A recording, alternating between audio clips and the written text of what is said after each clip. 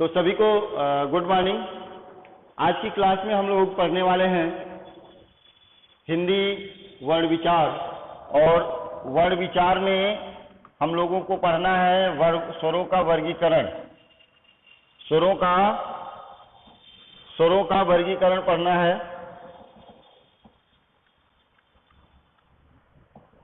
व्यंजनों का वर्गीकरण पढ़ना है। व्यंजनों के वर्गीकरण में हम लोगों को, इससे पहले हम अक्षर, वर्णमाला और स्वर का वर्गीकरण पढ़ चुके हैं। अब व्यंजनों का वर्गीकरण पढ़ेंगे आज से। और व्यंजनों के वर्गीकरण में हम आगे देखते हैं, इसके आगे, क्योंकि ये चार्ट मैं पहले से ही बनवा चुका था, ये चार्ट मैं पहले भी बनवाया हुआ हूं, इसलिए आप लोग यहाँ से आगे देख लिए। आप लोगों को रिवीजन के लिए मैंने ये चार्ट आपको बना दिया था। आइए हम आते हैं अपने टॉपिक पे। तो व्यंजनों का वर्गीकरण, सबसे पहले हम देखते हैं स्पर्श व्यंजन कौन कौन से हैं।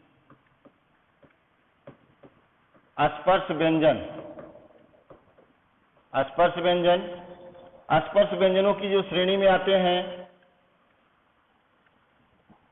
यहां ऊपर लिखते हैं स्पर्श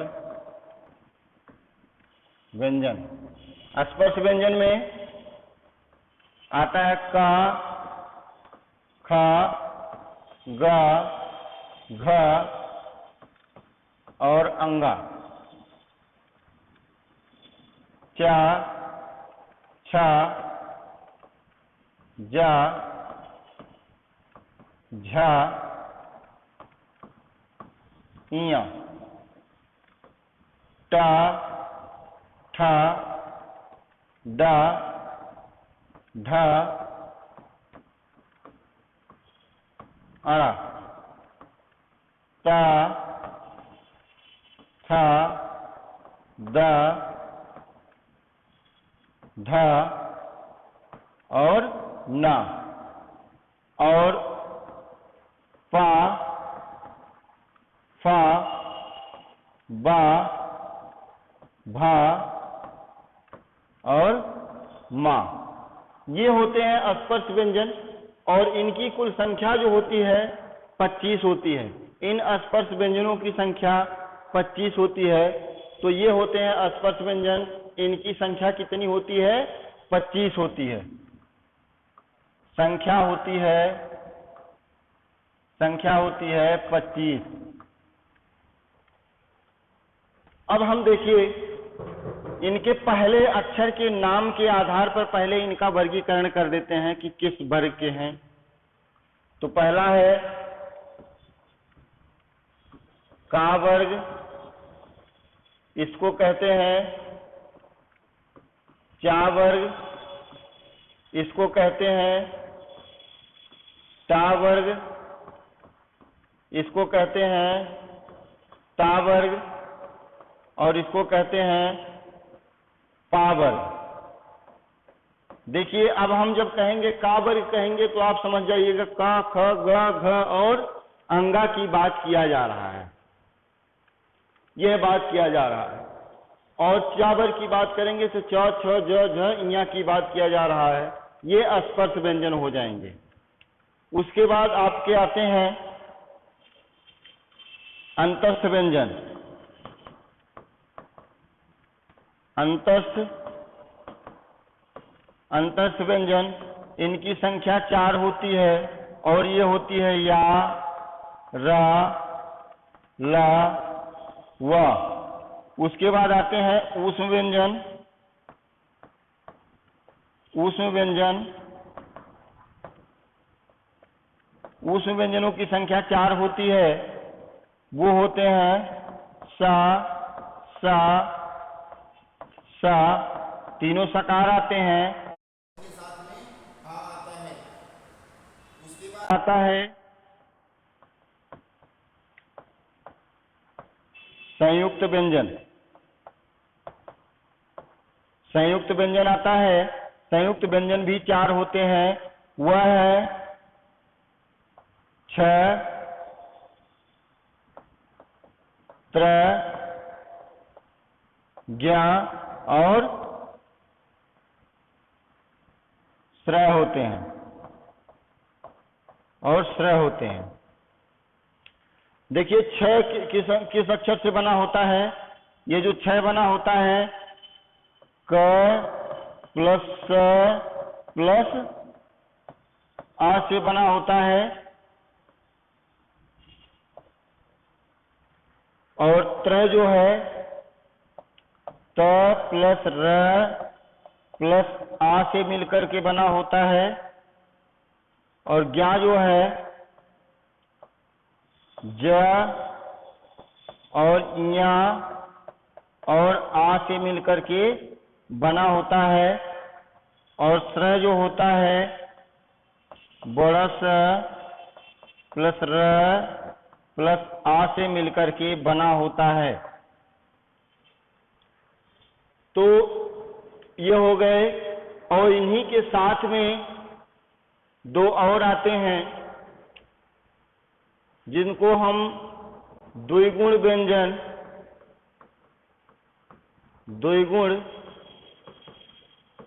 द्विगुण व्यंजन या इसी को कहते हैं गृहीत व्यंजन, गृहीत व्यंजन या इसी को कहते हैं उत्क्षिप्त व्यंजन, उत्क्षिप्त व्यंजन। और इनकी संख्या 2 होती है। वो कौन कौन से होते हैं? ड़ा होता है और ढ़ा होता है। तो कुल टोटल वर्णों की संख्या इस तरह से हिंदी वर्णमाला में ये आप काउंट कर सकते हैं। अब देखिए इनके उच्चारण स्थान के आधार पर भी इनका वर्णन किया जाता है कि उच्चारण स्थान के आधार। हाँ, स्क्रीनशॉट ले लो, स्क्रीनशॉट ले लो।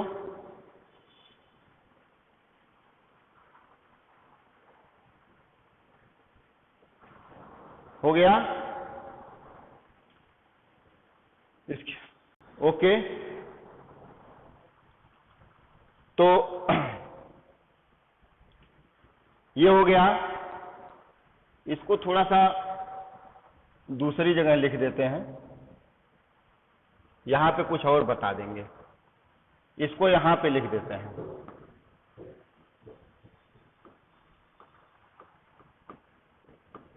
उत्क्षिप्त या द्विगुण या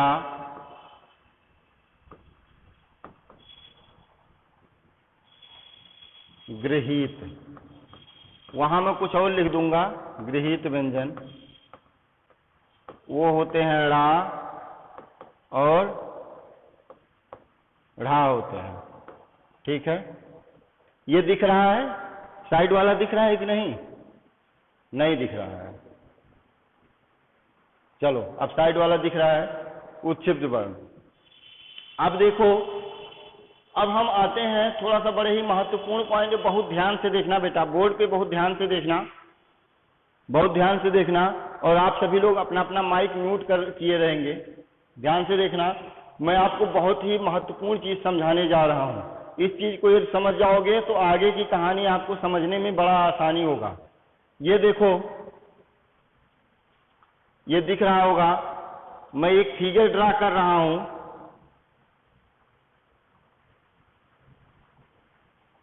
एक फिगर ड्रा कर रहा हूं।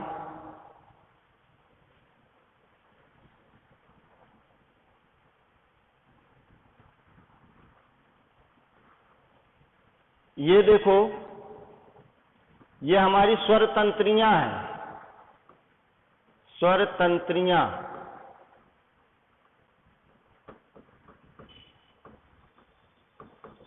स्वर तंत्रियां, स्वर तंत्रियां जो होती हैं, और ये हमारा होंठ है। थोड़ा सा फिगर आप लोग समझिएगा, आप लोग फिगर समझने का प्रयास कीजिएगा। ये मनुष्य का गला है। गला के भाग को इसको कहते हैं कंठ, इसको कहते हैं कंठ या कंठ। उसके बाद ये आपकी जिह्वा है, जिह्वा के जो बीच में ये खाली वाला स्थान है, खाली वाले स्थान को हम कहेंगे मूर्धन्य। मूर्धन्य या इसी को मूर्धा कहते हैं। ये जो नाक वाली हिस्सा है इसको कहते हैं नासिका। उसके बाद ये तो आप लोग अच्छी तरह जानते हो, इसको ओष्ठ कहते हैं, ओष्ठ कहते हैं। और ये जो हिस्सा है इसको कहते हैं तालु। कितनी स्वर तंत्रियां हो गई? और इसके बीच में ये आपका होंठ के पहले आपका जो हिस्सा होता है दंत होता है। ये चीज देखो, ये चीज आपको आ रहा है समझ में कि नहीं? ये चीज आपको दिख रहा है? अच्छी बात है, दिख रहा है। अब देखो, इन्हीं जगहों से, इन्हीं के आधार पर जो हम बोलते हैं, कोई भी वर्ण बोलते हैं इन्हीं स्वर पर ही बोलते हैं। जो वर्ण बोलते हैं उनका उच्चारण स्थान वही होता है। ठीक, जो भी वर्ण बोलते हैं उनका उच्चारण स्थान वही होता है। अब हम बताते हैं आपको किस किस वर्ण का उच्चारण स्थान क्या क्या हो सकता है। किस किस वर्ण का उच्चारण स्थान क्या क्या हो सकता है। तो जैसे देखो, यदि हम अब यहीं पे हम थोड़ा सा मार्कर का कलर चेंज कर लेते हैं।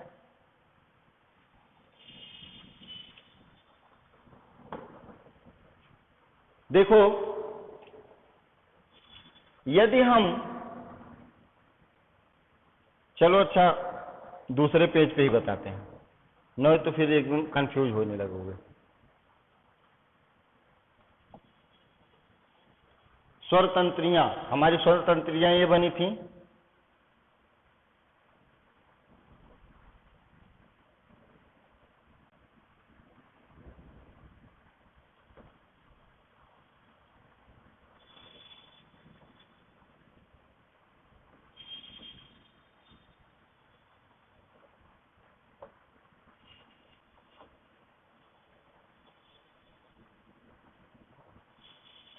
स्वर तंत्रियां ये बनी थी। ये क्या हो गया था? नासिका हो गया था। नासिका हो गया था। इस भाग को हमने क्या कह दिया था? कंठ कह दिया था। और इस भाग को हमने क्या कह दिया था? मूर्धन्य कह दिया था। इस भाग को हमने तालु कह दिया था। इस भाग को हमने ओष्ठ कह दिया था।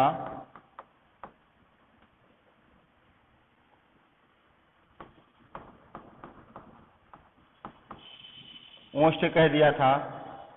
और इस भाग को हमने दंत कह दिया था। यही कहा था ना? इन्हीं के आधार पर हम बोलने को बताते हैं कि उच्चारण स्थान क्या क्या हमारा हो सकता है। उच्चारण स्थान हमारा क्या क्या हो सकता है। तो हम पढ़ रहे हैं उच्चारण स्थान। ये देखो, ये चीज समझने की जरूरत है इसको। यदि आप नहीं समझोगे तो आप इस चीज को पढ़ करके नहीं समझ पाओगे बेटा। अगर आप समझ लोगे इस चीज को तो आप बहुत अच्छी तरह से इन चीजों को बता सकते हो कि हम कौन सा वर्ण कहाँ से बोलते हैं।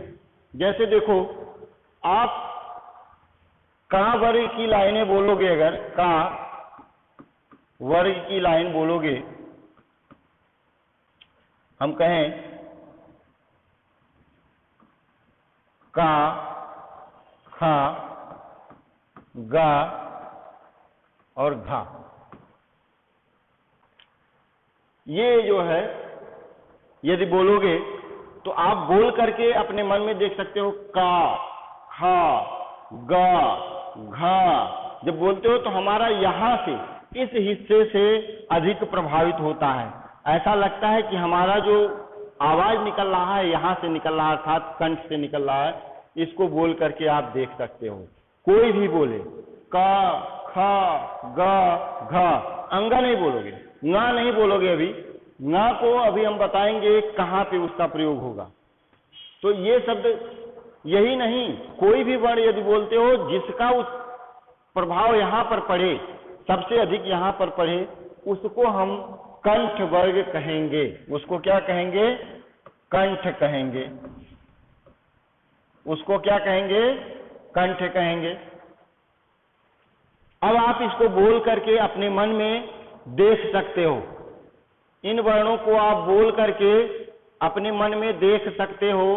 कोई भी अपने मन में बोल करके देख सकते हो कंठ वर्ग को, क, ख, ग, घ। उसी प्रकार से हम चा वर्ग के वर्णों को भी ले सकते हैं। चा वर्ग के वर्णों को ले सकते हैं। तो चा वर्ग के वर्णों को हम तालु से बोलते हैं। देखो, चा वर्ग को चा, छा, जा, झा, इनको हम बोले चा, छा, जा, झा। ये हमारा तालु है और ये हमारा जीभ है। देखो, ये हमारा तालु है और ये जीभ है। जरा देखो, ये जीभ है, ये तालु है। जब हम जीभ से बोलते हैं, कहते हैं चा, तो ये जो जीभ है हमारा, ये समझो, इस हाथ को जीभ समझो और इस हाथ को क्या समझोगे? तालु समझोगे, ये वाला हिस्सा। तो जब जीभ से बोलते हैं कोई भी वर्ड, तो इसमें तालु में देखो ऐसे सट जाता है, उसको चाट के चला आता है। चा, छा, जा, झा। देखो, इसको जब भी बोलते हो चा, ऐसे जीभ आपका गया, कहता चा, छा, जा, झा। तो आपका जीभ कहाँ टच हो रहा है? तालु में टच हो रहा है। जब भी बोल करके देख सकते हो आप, कोई भी वर्ण अगर बोलोगे और उसका अगर जीभ आपको इसको बढ़िया से चाट के आ रहा है, चा, छा, जा, झा, जब आप बोलोगे तो यानी तालु से बोल रहा है। तो इसलिए इन वर्णों को हम तालु वर्ण कहेंगे। इसके बाद आता है टा वर्ग। टा वर्ग आता है और टा वर्ग के वर्णों को हम बोल कर देखेंगे। टा वर्ग के वर्णों को बोल करके देखेंगे इसी अंदाज में, इसी अंदाज में देखेंगे। देखो, ये हमारा तालु है और ये जीभ है। जैसे हम कहते हैं टा, इसको टच करने तो जाता है, लेकिन क्या करता है? यहीं से मुड़ जाता है। डर के मारा इसको छूता नहीं है, यहीं से मुड़ के भाग आता है। कहता है टा, ठा, कहता है यहाँ हो, कहाँ उधर जा रहे हो? टा, ठा, डा, ढा। देखो, ये जीभ आपका यहाँ जाता है, इसको टच करने तो जा रहा है, लेकिन टच न करके वह क्या कर रहा है? आ जा रहा है, वापस आ रहा है। कह रहा इधर आओ। कहाँ उधर जा रहे हो? उसको टच नहीं करना बाबू, उसको नहीं टच करना, इधर आओ, इधर आओ, इधर आओ। तो कहता इधर भाग के आओ। चलो, जब इधर कहता है भाग के आओ, तो यानी कि मूर्धन्य हो गया। यानी कि क्या कहता है? मूर्धन्य, यानी मेरी तरफ भाग करके आओ। और जब मेरी तरफ भाग करके आओ तो कह रहा है इधर, उधर मत जाओ। उधर कहाँ तू जा रहा है भाई? इधर आओ, चलो इधर है। तो टा, टा, डा, ढा, जब ये बोल रहा है तो यानी कि देखो, ये जीभ जो है ये बीच में ही रुक जा रही है। और जब बीच में रुक जा रही है तो क्या हो जा रहा है? मूर्धन्य हो जा रहा है। उसको हम मूर्धा कहते हैं या मूर्धन्य कहते हैं। तो टा वर्ग के वर्णों को हम टा, ठा, डा, ढा, इनको आप बोल करके देख सकते हो। और इन्हीं के साथ में देखो, हमने इसमें देखो यहाँ पर उच्छिष्ट व्यंजन रा और हा जो लिखा हुआ था, उसको क्यों वहां लिखा हुआ था? यही कारण है, उच्चारण स्थान की जगह पे। उसके बाद इसमें द्विगुण व्यंजन भी आ जाते हैं, वही व्यंजन रा, रा और रा। इसको भी जब आप बोलते हो, इसको भी जब आप बोलते हो तो रा, रा, कहता है इधर, उधर मत जाओ, उधर मत जाओ, इधर आओ, इधर आओ। रा, रा, कहता है इधर आओ, कहाँ उधर जा रहे हो? जब यह बात करने लगे, जब आपकी जिह्वा को आप खुद बुलाने लगो, आप बुलाने लगो कहाँ इधर, इसको टच करने मत जाओ, इसको टच करने के लिए आप नहीं देते हो, तो मूर्धन्य वर्ण हो जाता है। उसके बाद आता है ता वर्ग। ता वर्ग, ता वर्ग की बात हम करें, ता वर्ग कौन सा होता है? इसको हम दंत वर्ण कहते हैं, दंत कहते हैं।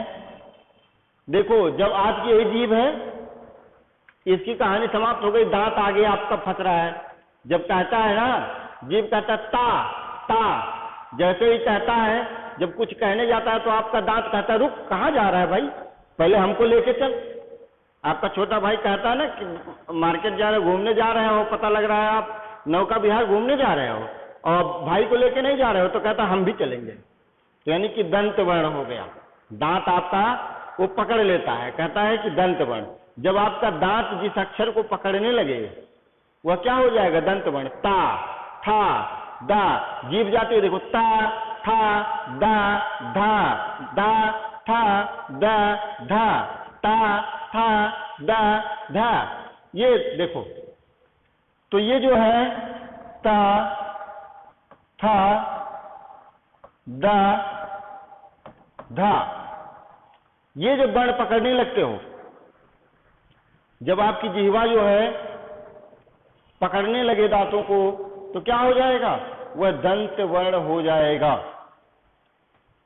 उसके बाद आता है आपका आता है पा वर्ग, पा वर्ग। जब आपका होंठ बिना, अगर होंठ पकड़ के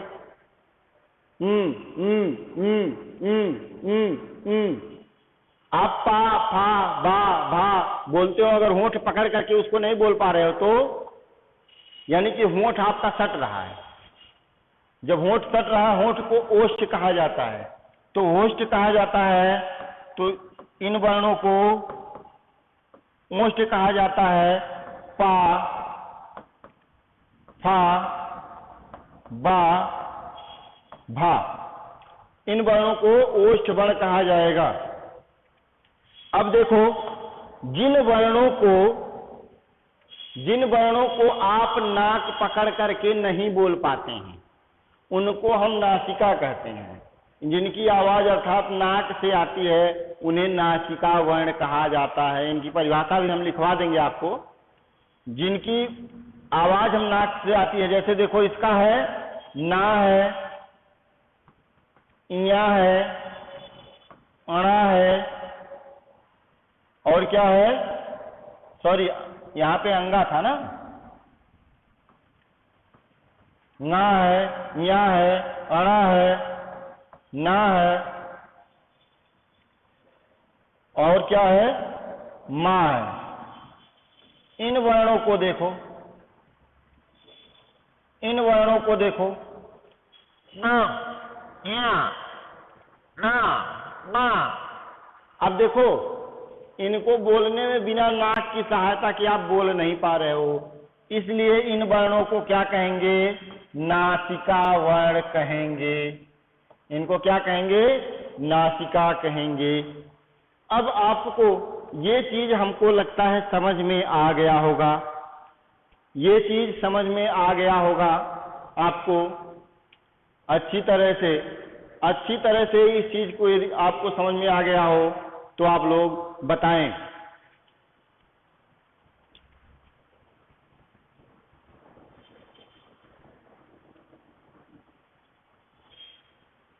तो आपसे मिलते हैं अगले वीडियो में। धन्यवाद।